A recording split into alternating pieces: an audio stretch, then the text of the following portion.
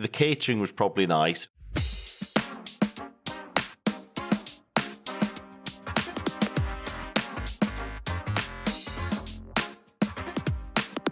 Welcome to a very special episode of Groovy Movies. My name is Lily Austin.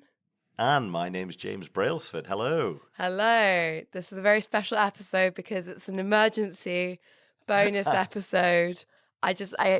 James, I had the minute the film finished, I was like, I need to talk to James urgently. You see, I wish I'd made a record of this, because in my head, in the last couple of weeks leading up to Megalopolis, I just thought in my head, there's no way Lily won't want to do a special emergency episode. So I was fully prepared. I was like, I will say yes as soon as she asks. But I'm curious to know, because also we've also got other shit going on in our lives. Will she be able to resist? I'm waiting for the call. and as you probably I was very snappy with my response. As in, I got back to you very quickly because I was like, is it going to happen? I felt it, Lily. I felt it was going to happen. So, That's true. Though I will say you are actually you're a very snappy responder in general. I feel like that's one of your superpowers. Yes, oh my God, where do we even begin? I'll start at the beginning with the fact that thanks to James, I had excellent tickets to go see Megalopolis. James has told me, and I think our listeners, a few times about the magic that is the IMAX community on WhatsApp, various groups for people who are intense.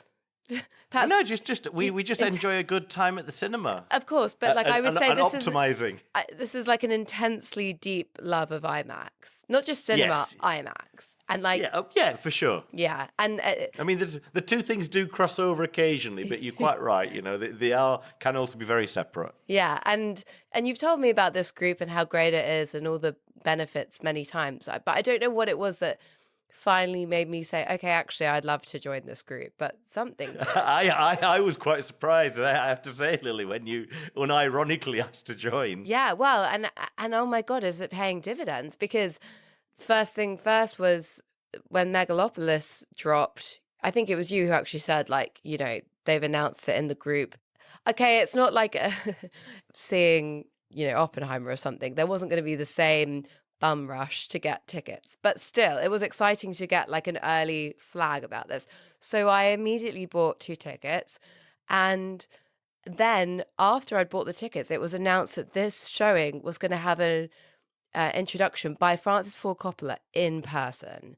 So I was like, oh my God, my mind is blown, and I can't. Didn't know this. Yeah, well, the reason you don't know much about it, James, is because I then got incredibly sick with, it could have been COVID, was definitely a very terrible flu. And I literally could not go. I wanted to so badly, but I was so ill that I couldn't go. Oh, no. So I was I didn't realize it's been quite this journey. It has. But again, the IMAX community, fantastic. I could just post in the group and immediately sold the tickets to someone who was really excited to see it. So heartbreaking for me, but at least they didn't go to waste. No, that is great. Yeah, it was fantastic. And also then I looked and was like, okay, where can I see it? Because I was thinking, okay, the next day I should feel a bit better. I don't have the same early start. And my fiance was coming to town and he really wanted to sit. So I was like, the virtue is I get to sit with him. So I looked, where can I sit in an IMAX cinema? Very telling that there was only one IMAX screening of it in the whole of London the following day when it had only been out a week. And that was at the Swiss Cottage Odeon, very kind of random place. So we go there. You went there? I've been to that one, yeah. Yes, and also I posted in the IMAX group before, as I was buying the tickets, going to this IMAX, which row should I buy tickets in? And immediately I got 2, I have to say, contradictory replies, but still very useful to have feedback. So I bought the tickets. Me and Leo go to the cinema, and when we get there, the guy's like, oh, these tickets are for next week. So get a refund, go have some drinks instead. And then the next day, I have to say, not in IMAX because there was nowhere to see it, and this was my last chance to see it with him. We went to see it like an everyman the following afternoon. The film started a half an hour late because there was a children's birthday party just before that had overrun, which looked incredible, by the way. They'd been watching Harry Potter. There was all the kiddies were dressed in the costumes. Looked amazing. I want to have a birthday party there. And the experience of watching it with everyone in the cinema was laughing the whole way through. At the end, it was just, honestly, the minute the credits rolled, I just began slow clapping. Like, iconic movie. This is just incredible. So, of course, after that, I was like, okay, I need to hear what James thinks.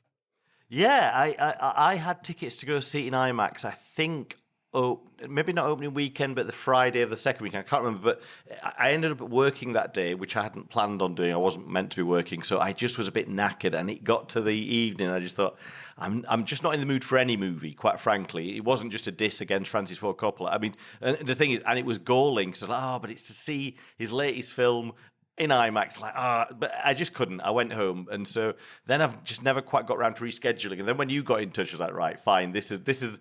I don't need any more prompting. I'm definitely going to go see it. So yeah, so I went a couple of days ago, and so my viewing, it wasn't a sold out viewing, but it was certainly quite busy for Mine was very whenever busy. it was. You know, But a for very small screen.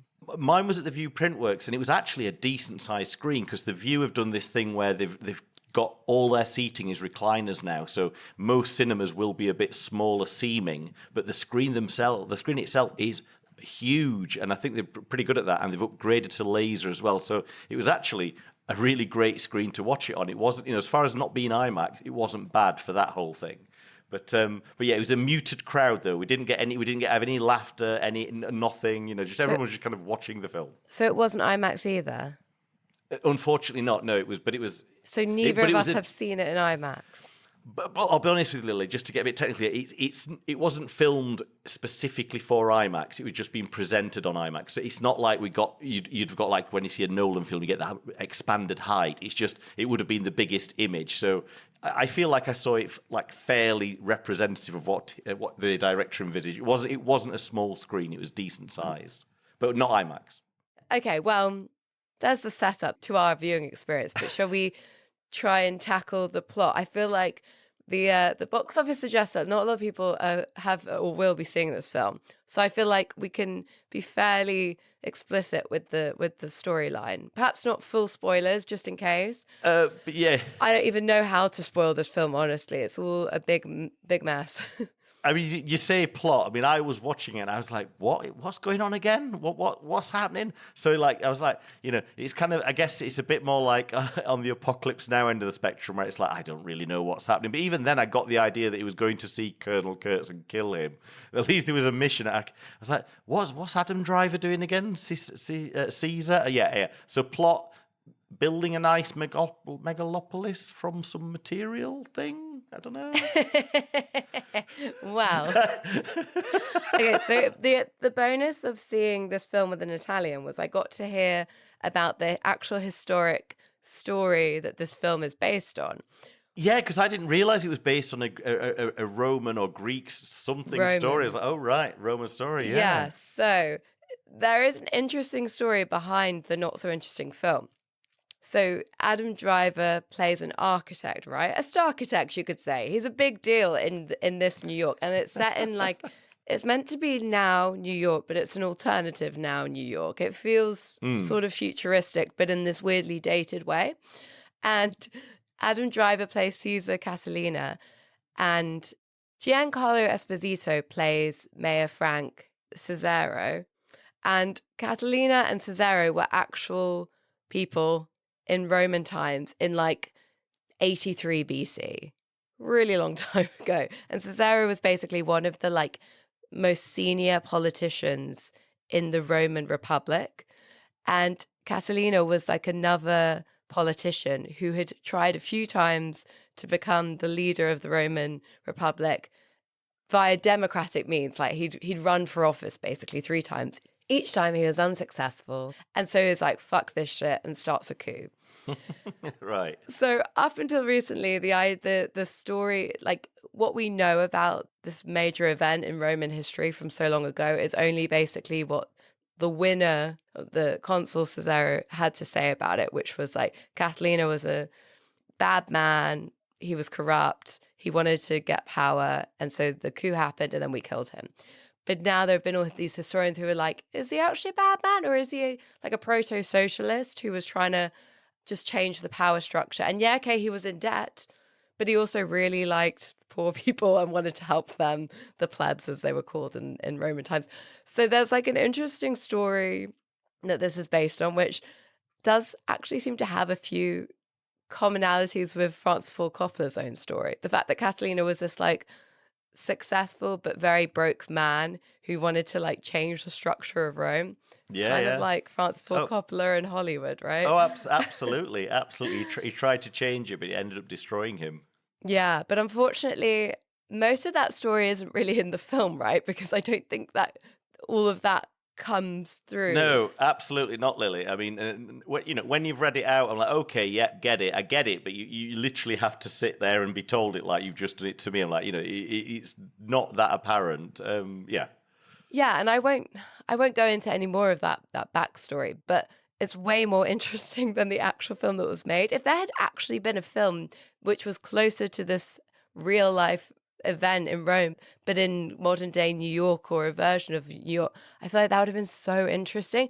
But instead, the film gets so confused because basically we've got the Roman Empire thing going on, and clearly, and this is like the setup at the very start of the film, right? That modern day New York is like the last days of the Roman Republic. He's drawing this parallel, which, by the way, is also something he got from a book that Elon Musk is obsessed with. And I really felt like Adam Driver was some kind of weird prototype Elon Musk in the story. There are all these connections there.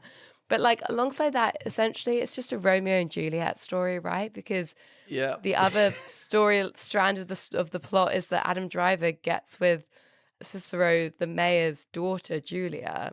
And they're like star-crossed lovers because the mayor hates Catalina and wants him to take him down. I mean, I got heavy one from the heart vibes from that relationship. Those two characters, they're just like doesn't quite ring true. Very undercooked, a bit kind of hammy, kind of. But so it was reminding me very. I mean, the whole thing is like it's essentially if. One from the Heart is the A grade version of this kind of Francis Ford Coppola movie. This is like this C+ grade version of it. I say it's like it's him doing a bad movie. It's him doing a swing and a miss. But I watched it, and so many of the reviews have put me into a mind of probably not liking it. But there was one student at the film school, a teacher, and most students were like dismissed it. But one said, but he was trying to do something and it didn't work. But it's like, shouldn't we be applauding that? And I was like, yeah, we should be really. It's like, and as I was watching it, I just thought, yeah, this is the kind of thing that it doesn't work and it's a mess and it's kind of silly, but he's trying to do something, I guess. Just the something is a bit like, to be honest, the overall impression is like of one of the greatest student films ever made. It's just got this slightly, it just needs to mature a little bit. I don't know. For me, it was working. Like even though I have so many criticisms of the film, and like narratively, it doesn't really work or make sense. Like it was very, very confusing. It was a weird combination of being super confusing, but actually a very, very simple plot. Yeah. And also, it's like so full of rhetoric the whole way through. There's so much about. It's like the French plantation sequence, the movie. Kind of, yeah. He's like chewing over this concept of America being New Rome and it being at the end of its days, which does sound, I get it, like a really interesting parallel to draw. But unfortunately, I don't think he's like a deep thinker in this way. And so he's not able to really Well, that's what I mean. Connect the dots. This is what I mean about being oops, sorry. But yeah. No. But yeah, I'm with you on that completely. But I was having so much fun watching it. Yeah. It's more than just a student film because, like, not that there's anything wrong with student film, but like, no, of course it's not. more like it's to me, it's more that it's like it is clearly the film of a man who's been making films for such a long time and also this film for such a long time because it's so overworked to the point of being. It's like whipping cream until it's like splitting in like chunky almost. It's like, not smooth anymore. It's like he's gone too far with it and it's like a mess, but yeah, it still tastes like cream. Exactly. I was entertained by it. Like I say, for me, this was a one from the heart type of thing where it's a big old mess, but he's trying to do something, and there's moments where you just like, oh, this is pretty cool. Like there's some really nice abstract, strange kind of sequences throughout, and there's some nice. The cinematography does vary between being very beautifully done and sometimes looking a little bit TV drama. It kind of. Sorry, I was just shaking my head because I thought it looked terrible. It's definitely his worst looking film. No, I thought I was expecting it to look worse than it did. It's one of his better. I think it's his better looking digital film. It's it's nowhere near. I mean, you can't even compare it to any of his like films. But like since he came back in 2007, all his digital films just don't look great. I'm not sure if digital is his medium, honestly. No, it's not. It's not. I don't know if it's just the fact of trying to set it in like an alternate reality, but the aesthetic of it is it's like an 80s version of the future almost, but also done with like, I really don't want to be like a bitch about it, but like Go on, be a bitch. Who came up with the costumes? Because the styling is so crazy. It's obviously like Roman inflected. There's like a kind of toga vibe to a lot of the clothes and a lot of really ugly jewelry, but it just comes across as very cheap and very, very unreal. Like one of the things that's very jarring, there are many, many jarring things in this film. And one of them is like during the setup, the first few scenes of the film, we understand that Julia Cicero, the mayor's daughter, is a sort of socialite, and basically our introduction to her is the fact that scandal, she's posed naked in a newspaper, which also is very like, this is meant to be 21st century, like how 90s is that, but whatever. And she's like with all these girls at parties, having a wild time, and then we quite quickly shift to her wanting to work with Adam Driver's character. Catalina wants to work with this architect, and they start having this relationship. And she kind of goes from being party animal, socialite to very serious jobbing assistant. And she's wearing all these like mumsy dresses. What's going on? Who is this girl? What's the deal? What is it? I don't know what the deal is. I don't know what it is either. But no, it's, again, you just think One from the Heart didn't look this cheap. In fact, One from the Heart looked very, very expensive in a lot of places. And it's like, where did the 100 million go? And I guess, because a lot of it as well, none of it benefits from being shot on a virtual production stage. So a lot of those backgrounds, I mean, it kind of works with the aesthetic, but it also adds to the cheap vibe, just those kind of virtual sets that they're in. So they're not even in real locations, all that kind of stuff. Oh my gosh, I don't watch a lot of superhero movies. It must be, obviously everyone knows who listens to this podcast, but so I don't know if this is a normal thing to be thinking when you're watching a film, but the number of times watching Adam Driver and Natalie Emmanuel, who plays Julia, them standing theoretically walking in the sky next to the Empire State Building, but instead I was just imagining the fact that they're in a green room with a green screen. Well, no, they're not in a green room anymore. The technology changed, so you're now in an LED volume. So there's a huge LED screen that wraps around you that projects the image. So it's better than a green screen. So they can see what they're doing. Yeah, and so then they're illuminated by the light from that scene, but it still looks fake. If you fill most of your frame with it, and even worse, if you're trying to simulate outdoors, which you can't fake at all, it just exactly. So if you use sparingly, it's much better than green screen. But anyway, there we go. But yeah, I was like, this doesn't work, But it did make me imagine that scene on if he had done it for real or with stunt people out on real girders on the side of a skyscraper in film. It would have been a spectacular set as far as a little sequence, whereas it just looked like some wooden girders hanging in a studio. It didn't really transport me. Yes, because I guess we should mention that aspect of the character development and plot. Caesar Catalina, Adam Driver's character, he's not only a very successful architect, he also can pause time. Yeah, and do odd things with time, which I didn't really Never understand. Yeah, I mean, I guess me and my old, love a good plot where things happen in the plot. I was expecting the time stoppage maybe to have a plot point of some description. It just, but then again, I was watching it thinking, no, James, you're not allowed that that's a normie thing to do. What the hell were you thinking? That you've watched too many Marvel films, James. No, we can introduce some magical supernatural power and it goes nowhere. That's movie making, baby. But it had some connection to Julia, right, and their relationship, because she could also pause time with him. Yeah. So is it like it's something to do with like being? Oh my God, I don't even know. I don't know what it was about. But can we talk about one of the good things about the movie, Aubrey Plaza? Oh yeah, I thought she was good. I mean, I was going to say I quite like Shia LaBeouf. I thought he was annoying and greasy and awful, but I kind of liked it. It felt like he was playing to type. I mean, it was perfectly cast. He's an absolute creep, and he played an absolute creep, so that was perfect. And you're right, him and Aubrey Plaza kind of play the two evil villains on the side. Aubrey Plaza plays a woman called Wow Platinum. Which gave me massive Southland Tale vibes. I was like, Krista Now. Yeah. I was going to say, I was like, that was it, Krista Now. I was thinking it was Krista Wow. But yeah, both very powerful names. And that'd be a good double bill, Southland Tales and Megalopolis. Yeah, I love it. A flop double bill. Yeah. But Aubrey Plaza I thought was fantastic because she was very much giving Showgirls kind of Gina Gershon vibes. Like, she's the only one who really got how absurd this was, and she was going to push it to the as far as she could take it. Like, she was mega camp, mega over the top. And I mean, what a storyline for her.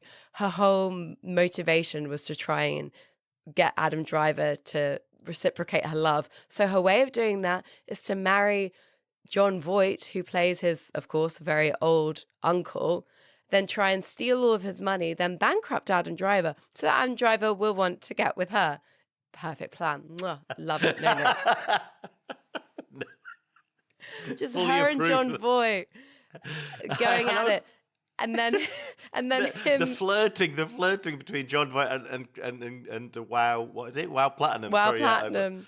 I was like, is that oh no, it was because of course Coppola encouraged the cast to improvise, so those did sound like improvised takes. So I bet he wasn't improvising; he was just hitting on Aubrey Plaza, I reckon. But that's why, because the visual effects team and the art department walked out halfway through the production of Megalopolis because of all this improvisation and things constantly changing and being rewritten. Because that's going to totally screw over props people, and also the visual effects people are planning all these shots, and they all go out the window. So yeah. Oh my God. I mean, that explains a lot as well. Definitely, because there are so many moments. Like, did you notice a scene early on when Wow Platinum and Caesar Castellina are getting it on in that very messy bedroom? No idea why that was like a key part of her personality, that she has a messy bedroom, but whatever. And they like start to get in, they're about to have sex. And so Wow Platinum's dress comes off. And then the camera angle changes, her dress is back on. Camera angle changes, her dress is back off. I know that. Because I was so mesmerized by this dress. I thought it was pretty cool, actually. I have to admit, that was the one outfit I really liked in the film. I couldn't help but notice that. And then, like, later on in another scene, an extra behind Cesaro or someone making a speech was there and then gone, there and then gone. Oh, wow. Just all these, I noticed it so many times, and also a very small number of extras that we kept seeing again and again. Really? So, oh my God, yes. I normally spot that kind of stuff, and I didn't even go, blimey. I'm losing my I think touch, because I wasn't being that engaged with the main stimulated film. exactly by the storyline itself. I was just kind of taking in all the other elements, but I think that explains it. If you're doing that many improvised takes, and of course these kinds of things can't be covered. Yeah. Yeah, that'll be it, basically. Bloody Okay, hell. well, I mean, I feel like there are a lot of reasons why this film just doesn't really hang together. Probably the biggest one being the fact that he's been working on it. Francis Ford Coppola's been working on it for about 40 years, right? I feel like that tells us a lot. Yeah, and I don't know. It's clear that he wants to say something with it, but I just don't know quite what he wants to say. But part of me just thought, has he really been working on this script for that long? I know he came up with the idea in in 77, 83, started doing bits of work on it, but parts of it just feels like it almost a bit rushed, as if it was written like a first draft. It's a curious mixture of these big ideas, but they've not been given any, they've not been thought about really. They're almost just thrown in there. Yeah, I think you're right. I mean, so apparently he first came up with the idea in 1977, and then just after he had finished One from the Heart and was deep in his bankruptcy era, he began writing a first draft properly. So in 1984, he had his first full draft and really began talking about this film publicly. So this is the thing. It's been a film that, like, people in the industry and people who follow his work have heard about it again and again and again.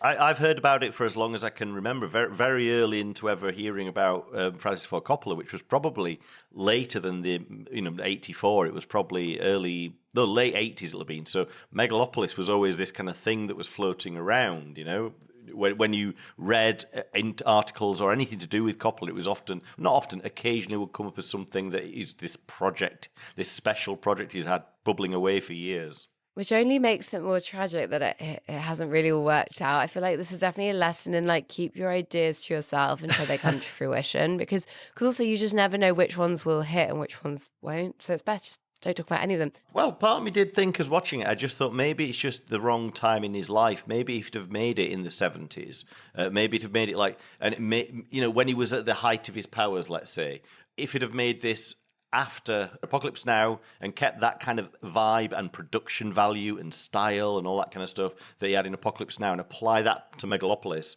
that's what I imagine he envisaged in his head at the time. But just times have moved on. He's changed as a filmmaker in lots of different factors. He doesn't have the same collaborators. Doesn't have Vittorio Storaro. He doesn't have Dean Tavoularis, who is his production designer. All these kind of key creative collaborators, they're no longer part of his team. And so I think also it makes you realize how important those, like saying that the look of the film wasn't that great and the costume design wasn't that great. Well, those aren't the people who worked with in the 70s. So I suspect that's also a part of it. Yeah, I think that's a huge part of it. But also I think just if you're working on an idea for that long, because that first script was 1984, then 1989 he cut a deal with Cinecittà, that film studio in Italy, thinking I'm going to turn my back on Hollywood and make this film outside of that system. But he was still so much in debt that he basically was forced at that point to make Godfather 3. So yet again, this project was shelved. It kept being shelved. And then when he finally started getting going on it and started even capturing some second unit footage, that was right before 9/11. And when that hit, of course, it was not the moment to make a film about New York being destroyed, because there is this moment in the film which I got the impression from him talking about it was a bigger idea earlier on, but that something drops onto New York and destroys it halfway it's through a the film, right? Russian satellite that's called Carthage. Oh yeah, that was it. Oh my god. So of another era as well. And obviously that combined with kind of the story being a bit about like changing, like having a revolution and uprising, and it just wasn't the moment to be making this kind of film. So it was kind of shelved again. But I think if you're shelving things but you're continuing to work on them, you're so into the story that you'll forget which parts need to remain to make it the whole thing work as a whole. Like I got this feeling like there was probably a coherent story at some point, but because he keeps working on it, he's cut lots of bits out, added new bits in. And so this doesn't really all hang together and it's not clear anymore because he knows the story so well that he's trying to tell, but we've been left behind because we haven't been on this journey with him for the last 40 years. And then on top of that, he's letting actors improvise wildly, apparently. So exactly. Which I don't think is his, like, I don't know. It's good. It's good to get people, but I'm not sure that's his thing. Have you ever watched the behind the scenes making of documentaries about Dracula, Francis Ford Coppola's Dracula? Because there you get. But I obviously want to watch that. Oh my god, it's my favorite behind the scenes of documentary ever. It's so good. Even more than Hearts of Darkness. Oh yeah, just for pure entertainment value. Hearts of Darkness is a much better film. Don't get me wrong, but just if you want to have a hoot put that on, because you will I see do, him. James. I so do. You will see him working with actors and improvising with actors and all that kind of stuff. You'll see the process. And like there's interviews with Keanu Reeves and I think Winona Ryder, and there, it's just very entertaining. So it probably will fill you in a bit of what that must have been like on the set of Megalopolis, because there was. Something he made in 2015 where he basically, because one of his next films he wants to film it as live, and he's already rehearsed it in 2015, and it was like presented as like 1 7-hour play or something. It's just like, this is his next, because he's not finished with Megalopolis, he's got 2 other films planned. Okay, well great. You've brought me to my final pressing point. Was I wanted to ask you, what do you think's next for Ford Coppola? You're telling me there are going to be 2 more Megalopolis films. No. One of them's going to be a bit more. One of them's going to be a bit. No, nothing to do with the Megalopolis cinematic universe. That's a one and done. Okay, I was going to say, because I don't know where you. I mean, hey, look, he self-funded this one, and we all can he's see self-funding the other ones as well. These other 2. He's like, I think he's basically cashing all his chips in. From his wine. Apparently, it's all from his winery holdings. Yep. He's doing so well. That Coppola Vino. Yeah, absolutely. He sold because I think he's got a $300 and something million stake, or his shares are worth that much. So he sold $100 million of them to get the money to make Megalopolis. But yeah, he's planning on funding another 2. It's just like he's putting his money where his mouth is. He's talking all the talk about being a filmmaker and making important films. Like, yeah, maybe they're not working, but like, Jesus Christ, he just spent $100 million on Megalopolis and he's not stopping. Yeah, I wanted to flag that $120 million budget, and so far he's made $9 million back worldwide. But yeah, if you're that old and you're that rich, all your chips in. Why not? But also, I was thinking a positive spin on these box office figures is I looked at the box office figures for One from the Heart and looked at the adjusted for inflation. So adjusted for inflation, One from the Heart made $2.8 million. So it's done better than One from the Heart, adjusted for inflation. But what was the budget? Oh, the rate. No. Yeah, of course. I mean, One from the Heart cost a lot. It was like 25 million back in '82. But I mean, even let's say double it or triple it even, the ratio isn't good. But hey, it made more from One from the Heart. Just the figures. Okay, yeah. Well, that's nice. I'm just trying to help him. The thing is, I honestly think that it's a shame he had such a big budget, because I don't think that suits him. The CGI is really bad, right? That final scene where Adam Driver, Catalina is making that weird speech at the end, which means fuck all and has no meaning. But anyway, that the way it was flicking between CGI figures in the background, in the distance, and then close-ups of children behind fencing. Like, what was that? So terrible. And I think it could have been better if he'd have had a slightly smaller budget and he had to do it a little, like, more in camera, Yeah, absolutely. Like, I was thinking, this like Robert Eggers is a filmmaker I think of who, with very, very tiny budgets, makes things look beautifully crafted, really cinematic, really they look very expensive, but he does them very lean. And it's a $100 million movie that looks like a $10 million movie, and that's been generous. Like, you can see where some of the money went, but I think it was just inefficient use of money. It feels like everybody, the catering was probably nice, and if with all that improvisation, it sounds like nobody was rushed in the schedule. Yeah, he's clearly a man who, like, I don't think he can't be budgeted. Well, I mean, it's his money. It's his money. But you would think with his own money he might be a bit more conscientious about it. But no, he doesn't give a fuck. No, he doesn't give a fuck. I mean, and he built that hotel that is now where you can now stay in the hotel that they did all the post production for Megalopolis on. I think I sent you a link. Oh my God. Wait, that was built for Megalopolis? Yeah, that's what I was trying to say to you. I didn't realize he had to pay it. So basically, sorry, I thought you were just like, isn't this cool? This is a film hotel where you can go and like edit your films and do post-production. No, I didn't explain it. Exactly. That's it. He built that facility so that he had his own place to stay and all the post-production facilities. But being an entrepreneur, he knew that he could then flip it into a hotel, but also still use the post-production facilities, hire those out. So it's like, come and stay here and you might see a film being made. You might see my next follow-up to Megalopolis being made. Okay, I get why you were keen for us to visit, because I was like, but but James, it's a cool idea, but it's very ugly looking. Like, it's not aesthetically not very I pleasing, know, which I know. again fits with Megalopolis. Right. My main thing, I just have to come back to like the concept, the meaning of this film, the ideas that he's wrestling with, because I find it so sort of devastating that like it's it's like this film thinks it's about one thing, but it's really about another. Like, this film tries to present itself about being about a man who's helping the masses have a better life, right? The whole idea is that Megalopolis is a utopian city that Adam Driver's character wants to create for the whole of New York and for all the like little people, essentially.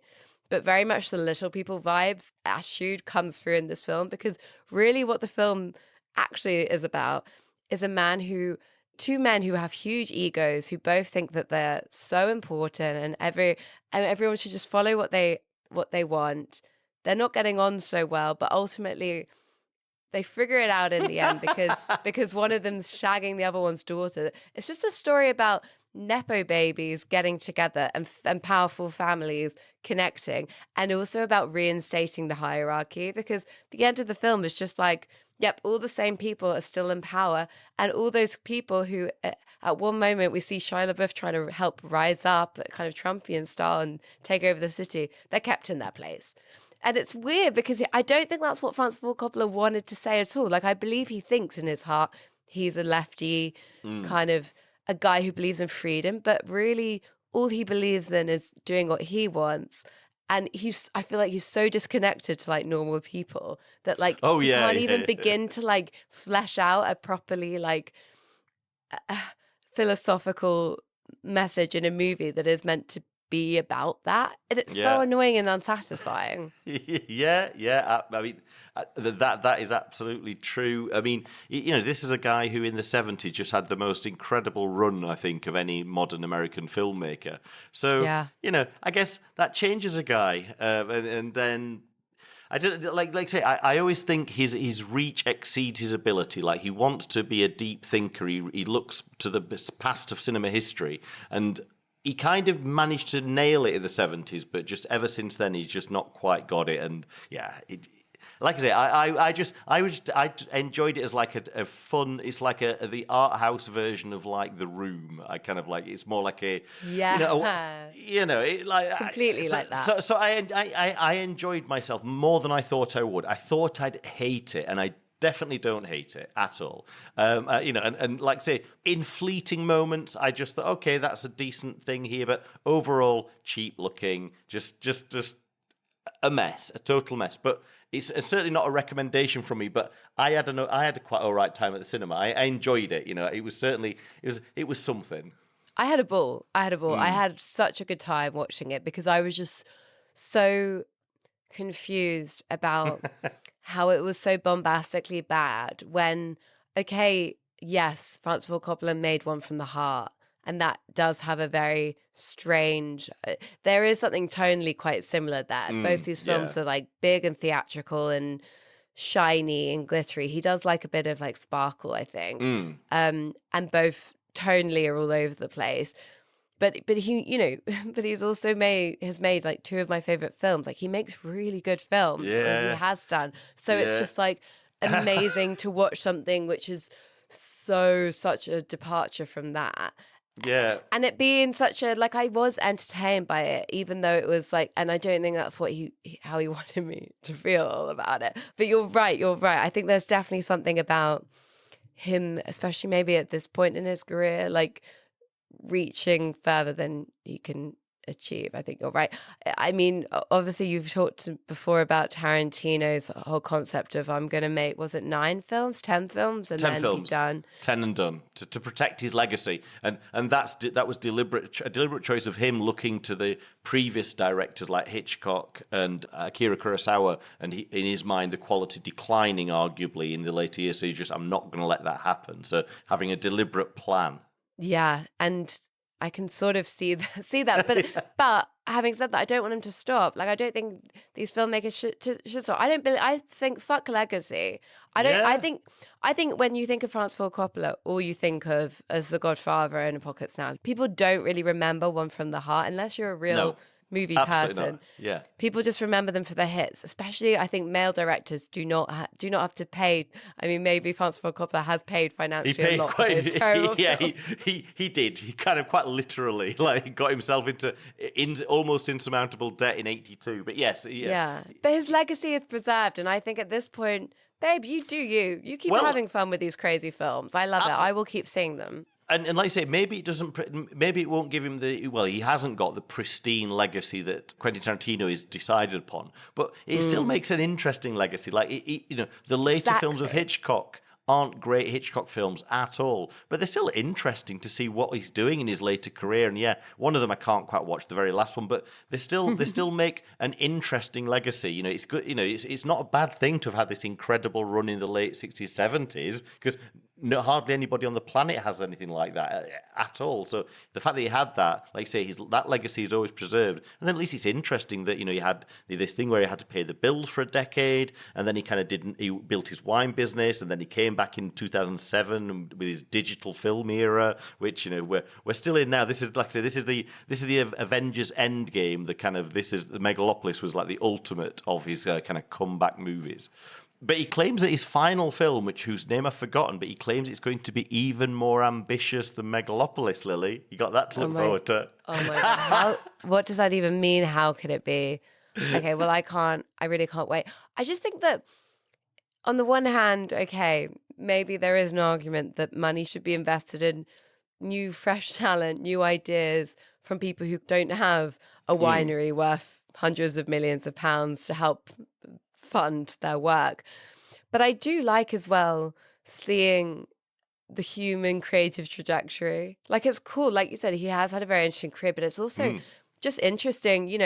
People have never lived as long as they've lived today. And also, Francis Ford Coppola, really, he's not that much younger than cinema itself. So this is like, to see these filmmakers in their older age making movies, Scorsese as well, because it's interesting to see where you, as a human being, where your creative mind goes when you enter these different phases of your life. So I really don't want him to stop. I don't think there's anything wrong with him making these movies, even if they're not like objectively very good. That was my feeling after watching it. I was like, I'm glad he made it, but I wish it had been better. Of course, we all do. But like, I thought I would be more annoyed with it, and I wasn't. I was like, oh, you know what? This is just he's a swing and a miss. He's trying to do something, but yeah, I was kind of had a good time. Well, we can look forward to his next two offerings. Okay, well, on that note, thank you guys for listening to this special bonus episode of Groovy Movies. I'm glad you couldn't resist recording this one, Lily. It was a pleasure. It was just too major to wait, And guys, please do go see this film if you want. Like, it's so worth it, and it's only 2 hours and 20 minutes, which for a Francis Ford Coppola film is actually quite good. I was very relieved to see it wasn't going into getting too close to the 3-hour territory. Yes, very, very relieved. Yeah. So thank you guys so much, and we'll be back in your ears very shortly. And if you can leave us a like or a review, it all helps get the podcast out to a bigger audience. All right. See you soon, guys. Bye. Bye. Follow us on Instagram at Groovy Movies Pod, or email us groovymoviespod@gmail.com. Groovy Movies was produced and edited by Lily Austin. Music and sound by James Brailsford. Our logo was designed by Abby Jo Sheldon. For references and more information about the films discussed, check out the show notes.